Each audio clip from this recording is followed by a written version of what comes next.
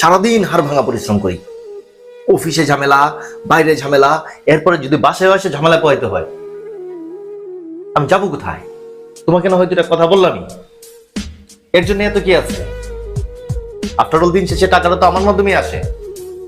তোমার সন্তান তোমার টাকা কিন্তু খায় না, তোমার সন্তান খাবার খায়, আর সেই টাকাটাকে খাবারে রূপান্তরিত কিন্তু করি আমি। তোমার সন্তান কিন্তু টাকার উপরে ঘুমায় না, তোমার সন্তান বিছানায় ঘুমায়, আর সেই টাকাটাকে বিছানায় রূপান্তরিত করি কিন্তু আমি।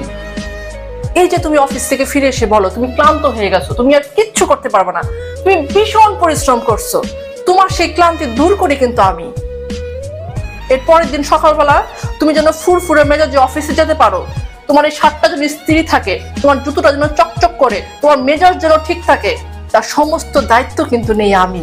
আমি যদি এসব না করতাম তুমি কিন্তু অফিসেও যেতে পারতা না, তুমি টাকাও কামাই করতে পারতা না। তাই আমি ছাড়া তুমিও কিন্তু মূল্যহীন।